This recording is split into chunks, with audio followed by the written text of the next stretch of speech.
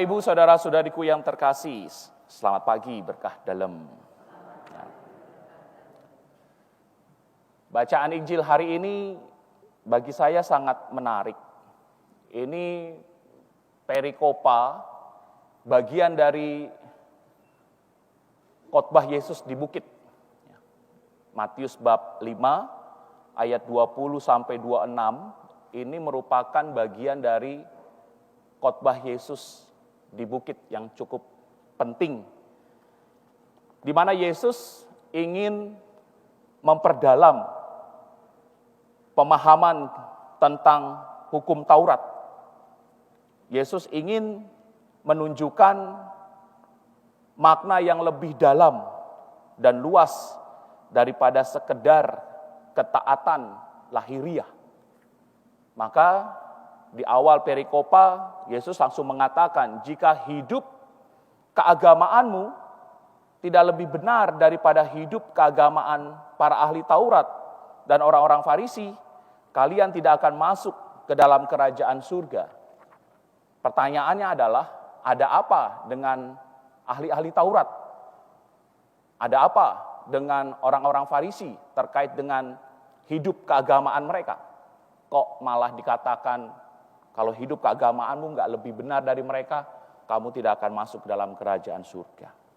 Poinnya adalah, ahli-ahli Taurat dan orang-orang Farisi itu, di dalam menjalani hidup keagamaannya itu hanya bersifat lahiriah belaka. Sing penting dilihat orang, gitu loh.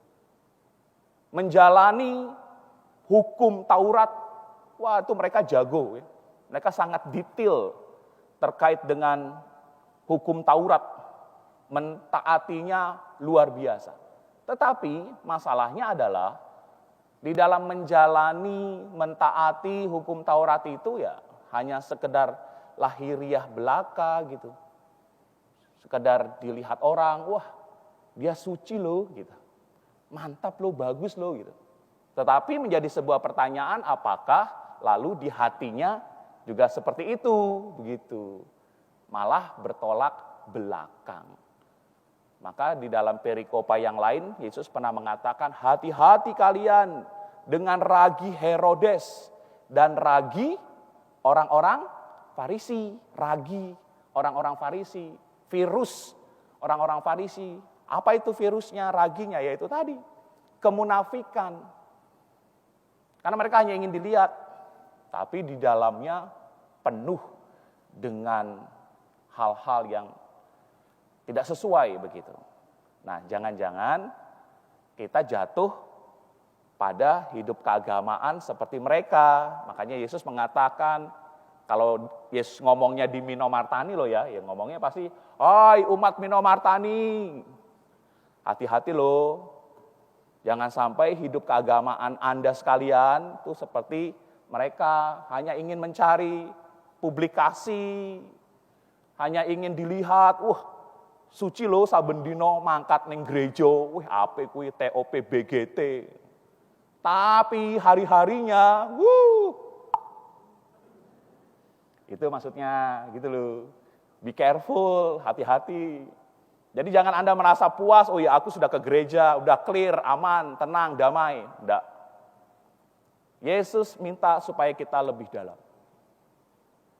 Menjalani hidup keagamaan tidak hanya sekedar lahiriah, tapi juga betul dari kedalaman hati.